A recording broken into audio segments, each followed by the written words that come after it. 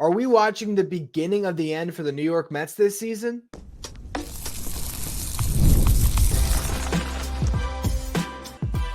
You are Locked On Mets, your daily New York Mets podcast. Part of the Locked On Podcast Network, your team every day. Hello to all you amazing Mets fans. You're watching Locked On Mets, part of the Locked On Podcast Network, your team every day. I'm your host, Ryan Finkelstein. If you want to find any of my work, follow me on X at Finkelstein Ryan. You can also find some of my writing at justbaseball.com, where I work as the managing editor.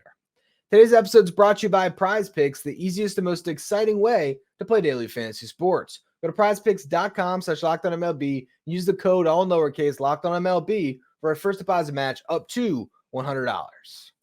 Well, the New York Mets lost again on Tuesday, their fourth straight loss. The Atlanta Braves, meanwhile, won their second straight against the Giants. So now, all of a sudden, the Mets are 2 games back of the Braves in the wild card race. And it's starting to feel like this thing's getting away from them. The ball is starting to roll downhill in the wrong direction. And you got to get yourself, with your feet planted, start pushing that ball back up the mountain, that boulder, and try to get back to winning ways. But it just feels like a team that's just lost it. And it's tough when your starting pitcher puts you in a hole. And that's what happened in this game. Paul Blackburn ends up giving up 7 runs across the first 3 innings of the game. And at that point, you're fighting a losing battle, clearly. But this had to be a game, even with the deficit, where the Mets showed some grit and got back into it. Because they had opportunities in this game. They were 4 for 17 with runners in scoring position. As a team, they left 11 runners on. Okay, they got 9 hits. And they drew 5 walks. They had opportunities. And look, you can look at each individual hitter and the whole situation. It's, a couple balls didn't fall, whatever it is. But you can't make excuses for this team anymore. Because they have been on a consistent decline ever since, and I hate to bring it up like this, but that's what it feels like, Kodai Senga went down. Which is crazy because he had no real bearing on what got the Mets into this position, right? Into a chance to win this year. Senga's on the IL the whole season. But there was a feeling in Citi Field, the night that Senga took the mound, that the Mets had done the heavy lifting and they got their ace back for the stretch run. He goes down, and it's so eerily similar to Edwin Diaz last year, where sort of a freak injury happens and you try to downplay, you try to push it aside, say, oh, it's not a big deal. Last year, okay, you got David Roberts and other guys can step up. How much value does a closer have this year? You say, oh, well, Kodai Senga, sure, he was going to be the Mets ace down the stretch, but you haven't had him all year and you're going to be just fine. You make a trade for Paul Blackburn and everything's going to work out. And Kodai Senga would only pitch 1 out of every 6 days. He wouldn't be batting for this team. He wouldn't be pitching late in games for the bullpen, helping them not blow games to the Angels. None of that would have really been fixed by having Kodai Senga. But there was something about the significance of that injury, or just, I don't know, what it did to this team as far as just a mental toll that it took on them, not to mention you combine it with not making the big splash at the deadline. I don't know. Something has changed. And it could just be a rough stretch, and I'm sure that's what the players would say. But it feels like this team has been pressing for multiple weeks and not getting where they need to. And in a night where you actually did get some offense, you score 4 runs, you get 9 hits, 5 walks, you put traffic on the bases. You were in a hole before the game even got going. Paul Blackburn gives up 3 runs in the first inning. Didn't have his command, didn't look good, and even when you start to get back, you make it 3-1 in the second. All right. If Paul Blackburn could have held it down, got the Mets through 5 innings, only allowing those 3 runs, still would have been a nice start. 3rd inning, he gives up 4. Now, Jose Iglesias made an error in that inning. A ball that hits off his glove that should have at least been a force out at 3rd. And who knows? I think he had it in his mind to try to turn 2 on that play. That's a mistake that's not Blackburn's fault that comes back to haunt the Mets. That's a run scores there. And then all of a sudden, You end up with a 3-run homer off the bat of Shea Langoliers, and it's 7-1 Athletics through 3. But it really is just one of those things where just everything that can go wrong will go wrong for the Mets right now. And the Braves have now won a couple games in a row. So you had a situation where the Mets were flipping back and forth with the Braves for that third wild card spot for a while. And now Atlanta is starting to, I would call it surge, but they found a way to win a couple of games against the team in the Giants that's right in the thick of this race as well. Good news on that front is the Giants aren't any closer to the Mets, but the Braves are further away. And the difference between the Braves and the Mets is the fact that the Braves have winning tendencies to fall back on. The amount of things that have gone wrong for the Braves this year, and yet they still can put it together for 7 weeks and be in a playoff spot. I wouldn't even shocked if the Braves caught the Phillies, because the Phillies are in a bit of a free fall as well. Braves are 6 games back. It just feels like the Braves are inevitable. And that's the team that you're fighting with right now. And we have not seen the version of the Mets that was the best team in baseball for 2 months. In this game, the Mets had their chances. They could have had a remarkable victory where they battled back from down 7-1. Bottom of the 3rd inning, Francisco Lindor leadoff double, doesn't score. Bottom of the 4th inning, Jeff McNeil leadoff double, doesn't score. That's 2 runs right there that should have come in. Bottom of the 5th inning, the Mets do rally and score some runs. Francisco Lindor leadoff hit. Brandon Nimmo draws a walk. Jesse Winker doubles in Lindor. Pete Alonso cashes in both Winker and Nimmo with a base hit. All right, the Mets are rolling. Mark Vientos draws a walk, and then Jeff McNeil comes up. Before he gets the bat, Austin Adams comes out of the bullpen to replace Joe Boyle. Now, I want to mention, Joe Boyle has an ERA over 7 this year, and the Mets didn't do enough against him.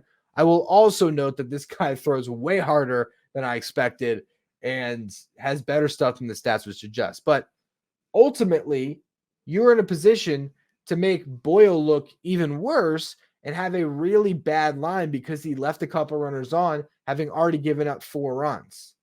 Jeff McNeil starts with that at bat against Austin Adams with a 3-0 count. He ends up striking out.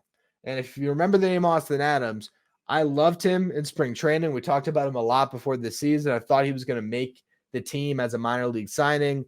The Mets end up trading him to the A's as he wasn't going to make the roster. And he's had a really nice year, and he had a lot to say after he struck out not just Jeff McNeil, but Francisco Alvarez to end that inning.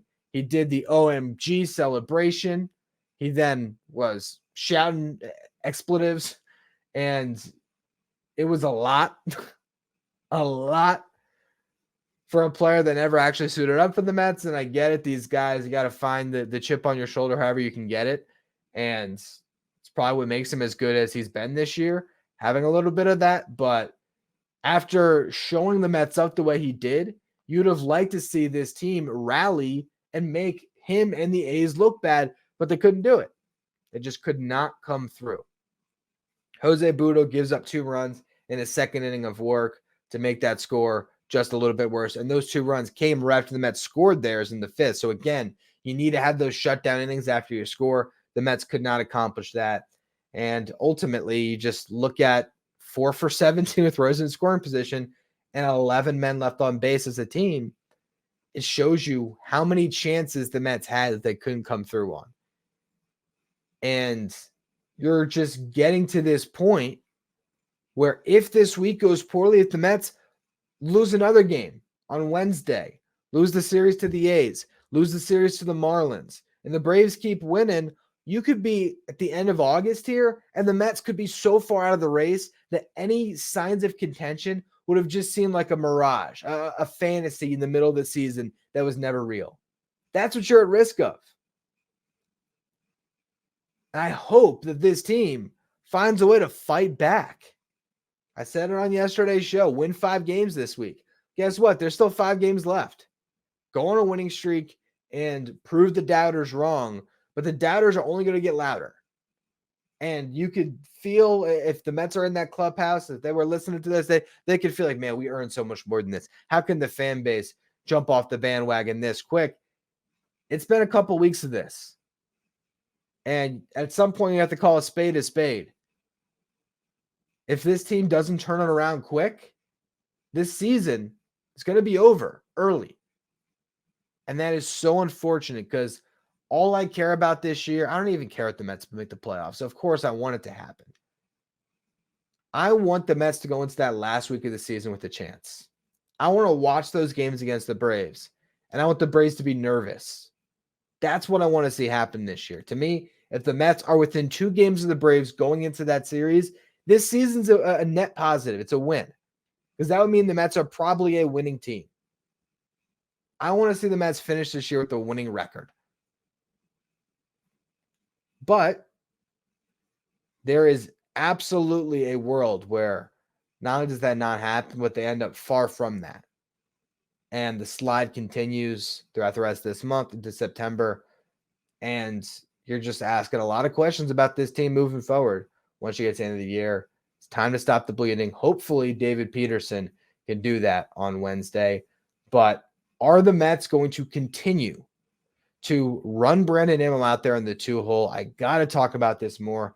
It's killing me to see what's happening with Nimmo here. So I want to break that down. A couple of Mets who are struggling, so we'll go through it just a minute. First, though, a word from our sponsors.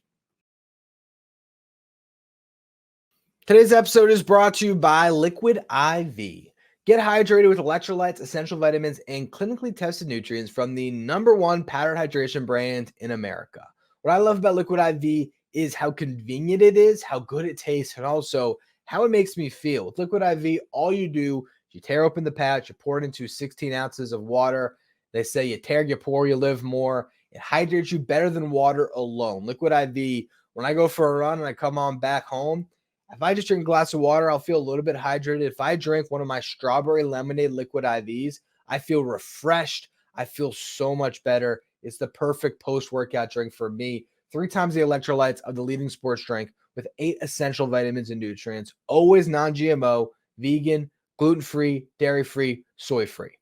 No more thirsty summers when you indulge in hydration with Liquid IV. Get 20% off your first order of Liquid IV when you go to liquidiv.com and use the code MLB at checkout. That's 20% off your first order when you shop Better Hydration today using promo code MLB at liquidiv.com.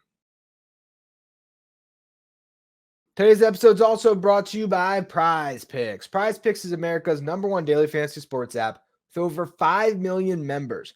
Prize Picks is the easiest and most exciting way to play daily fantasy sports. Unlike other apps on Prize Picks, it's just you against the numbers. All you do is pick more or less on 2 to 6 player stat projections, and you watch the winnings roll in. So maybe you like David Peterson's strikeouts today. You can go more on that. I love Francisco Lindor's hits because I feel like every day he's going to get 2 hits, and you can go more on 1.5 hits. That's going to come in for you. You can combine those and potentially win big, or you can look across the league. Maybe you like Juan Soto's fantasy score because he's tearing the cover out the ball for the Yankees. You can go with different teams. You can even go across different leagues. You can take Angel Reese in the WNBA as well as Juan Soto. You can now win up to 100 times your money on Prize Picks with as little as 4 correct picks, so you can turn $10 into $1,000. Download the Prize Picks app today and use the code LOCKEDONMLB for a first deposit match up to $100. That's code LOCKEDONMLB on Prize Picks for a first deposit match up to $100. Pick more, pick less. It's that easy with Prize Picks. Stay up to date with all the latest in the world of sports by checking out Locked On Sports Today, streaming 24/7 on YouTube. Brandon Nimmo is killing the New York Mets right now. It has just been a brutal stretch for Brandon. Start this month, he's 7 for 38. He's got 11 strikeouts. He homered in 3 straight games in the middle of July. He has not homered since, which was July 10th. So over a month without a home run. Brandon Nimmo, if he's trying to trade some plate discipline for some power, some contact for power, it ain't working anymore. Strikeout rate as high as it's ever been for him at 25%. And he just doesn't look competitive in some of these at-bats. And he's batting second. You have Francisco Lindor every damn game getting on base, putting himself in scoring position, and you wasting out on Brandon Nimmo right behind him. It's driving me nuts. I get you have to be deferential to the Stars a little bit. And the Mets are probably not going to go anywhere if they don't get Nimmo going. And the same can be said for Pete Alonso. But you know what the thing is about Pete? As frustrating as his at-bats have been, and he is striking out a ton. At least he comes through every once in a while. Today, he drove in 2 runs. He got a base hit with 2 runners in scoring position. He's found a way to get hits sometimes, even when the home runs aren't dropping for him. He's at least putting bat on ball and giving himself a chance in some of those runners in scoring position opportunities. Brandon Nimmo is just killing the Mets. Perfect example of this. Bottom of the 3rd inning, Francisco Lindor leads off the frame with a double. Nimmo comes up. He strikes out looking. Now, I guess he was probably expecting on an 0-2 count to see the pitcher waste one, but Boyle was coming after him with fastballs. Prior pitch, he fouled one off on an 0-2 pitch. He got another fastball. And this wasn't just a fastball that was dotted, where you could say, oh, well, close call. That got a lot of plate. It was on the inner half. That's a pitch that earlier this season, Brandon Nimmo's turning on and putting in the right field bleachers. But in this game, bat stays on his shoulder. It's brutal because if he just even rolls one over, Lindor advances to 3rd, and then right after that, Jesse Winker gets a base hit. So then that's one more run on the board for the Mets because Lindor doesn't score on Winker single. Pete Alonso strikes out. Francisco Alvarez strikes out. That's the other thing. Francisco Alvarez has been brutal. Brutal. For his last 30 games played, he's hitting 202, a 245 on base, 298 slug, OPS below 500. It's just been a really, really tough stretch for Francisco Alvarez. He had his opportunities, right? But he couldn't come through. 4th inning, Jeff McNeil standing on second base. He gets a hanging slider right down Broadway. Rolls it over. Comes up in the 5th inning with 2 men on. Strikes out. And again, that was the Austin Adams situation. If those 3 guys in particular don't figure it out, the Mets aren't going anywhere this year because they're going to keep playing them. Now, Francisco Alvarez, for his development alone, you got to play him. Pete Alonso obviously is going to be in there every day, and same thing goes with Brandon Nimmo. And those are the guys that are supposed to help you win all these games. They're supposed to be the homegrown stars that are getting a chance now to play in a playoff race. Well, none of them are coming through. And Nimmo in particular to be batting 2nd. Really, if you think about your top 4 hitters, to frequently have Nimmo and Alonso, it's just brutal. Francisco Lindor is a one-man team, and that don't work in baseball. The fact is, there's not a lot of guys who are swinging it well.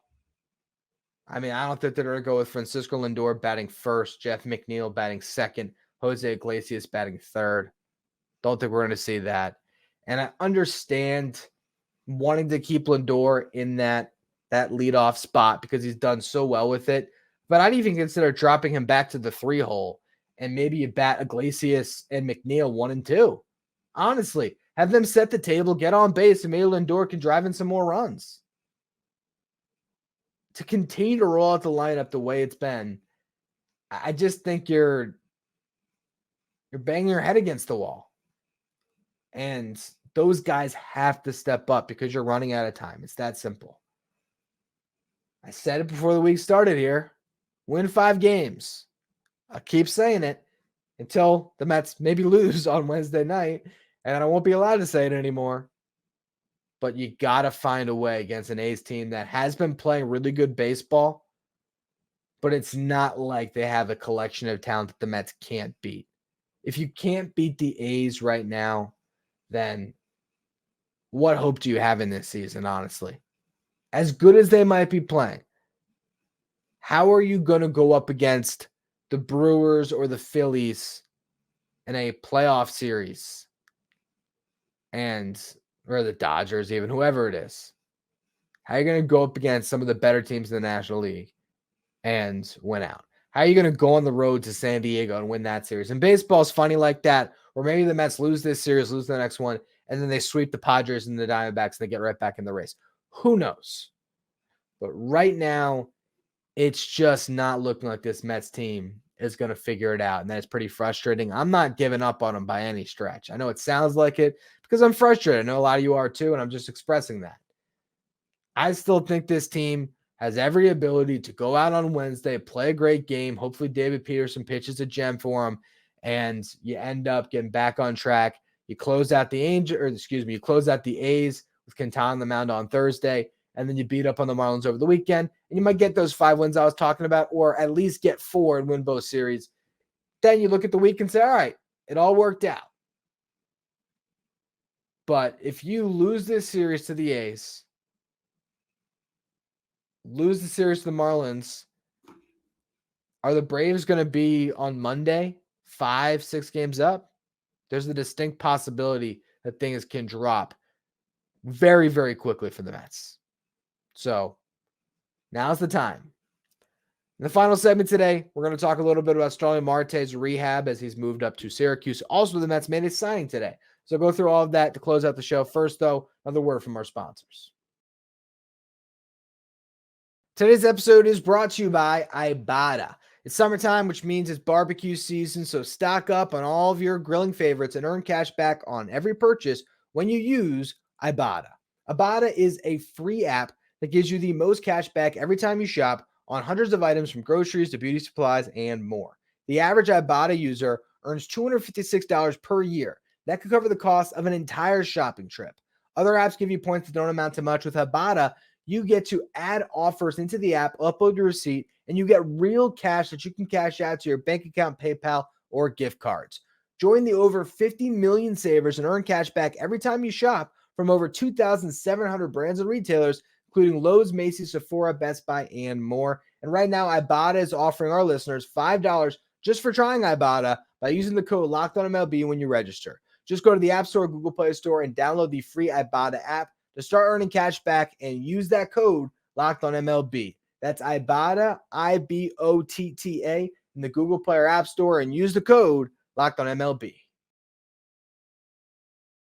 Today's episode is also brought to you by eBay Motors. Passion, drive, and patience, or it brings home the winning trophy. It also keeps your ride or die alive. eBay Motors has everything you need to maintain your vehicle and level it up to peak performance. From superchargers, roof racks, exhaust kits, LED headlights, and more. Whether into speed, power, or style, eBay Motors has got you covered.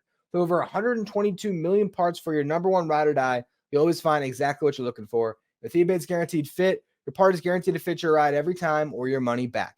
Because with eBay Motors, you're burning rubber, not cash. With all the parts you need at the prices you want, it's easy to turn your car into the MVP and bring home that win. So keep your ride or die alive at ebaymotors.com. Eligible items only. Exclusions apply. eBay's guaranteed fit is only available to U.S. customers. If you're an everyday listener to the show, make sure you become a Locked On Mets insider. This is our texting service where you get updates from me anytime news breaks in the Mets. You can ask me questions anytime. You could also take part in our Locked On Mets signed photo giveaways, and you get the lineup graphic sent to your phone each day so you know who's in the starting nine without ever having to go on social media. If you want to be a Locked On Mets insider, find the link in the episode description. Go to subtext.com/LockedOnMets. Starling Marte moved his rehab to Syracuse on Tuesday. He played 8 innings, got 4 at-bats, did get a hit. He also made a catch going into the wall, came out of that all good. He did get pinch hit for in the 9th inning, but that was still pretty much an entire game played.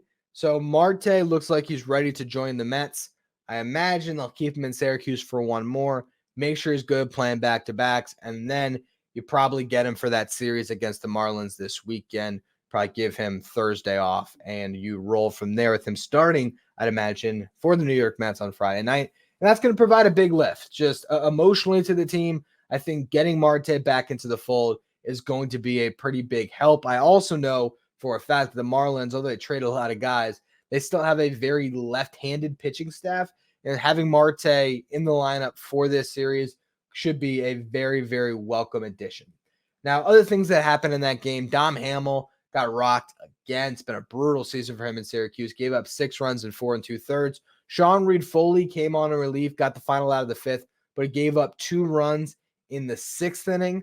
So Sean Reed-Foley's rehab continues to go a little bit haywire. Things have not worked out for him. The control hasn't always been there, and he's been giving up runs. So I don't think the Mets are going to be calling on Sean Reed-Foley anytime soon. I think this will be a very long, extended rehab until he figures some things out, and then maybe we will see him back at some point. He's definitely getting there as far as just pitching in games, but those appearances have still been a little bit far between at times, and the results have not been there. Tyler Zuber did pitch a good inning. I just want to note that. Worked a perfect 8th with 2 strikeouts. Zuber is the pitcher the Mets got back at the deadline in the trade with the Rays. They made that deal pretty close to the actual deadline. Now I'm drawing a blank who they sent. I think that was low-level prospect? It was the relief pitcher. Names escaped me at the time, but regardless, maybe we see Zuber at some point. The other guy we could see is Eddie Rosario, who the Mets signed today on a minor league deal. Rosario started this season with the Nationals. Things did not go well. He got cut, was picked up by the Braves. Everybody thought, here you go, a 2021 Atlanta Brave coming into the fold. It's going to make everything better. It hasn't. He got cut. So he was just free to be signed by anyone. The Mets pick him up on a minor league deal. Absolutely no harm in doing that. Do I think Eddie Rosario is going to have an impact on the Mets this year? No, I do not. Rosario's hitting 175 on the season, 215 on base, 316 slug, 531 OPS. He has hit 10 home runs, so there is still pop in that bat, but I just can't see a world where he comes up and makes an impact. You have 5 outfielders once Marte returns between Nimmo, Winker, Marte, Bader, Taylor, not even counting Jeff McNeil as your 6th. Beyond that, you even have DJ Stewart who's hitting 400 in AAA. Ben Gamble hasn't even looked that bad in the big leagues this year. So I can't see Rosario really coming up and playing a role down this stretch, but not the worst sign to make when you're just trying to throw some darts against the wall and see what sticks.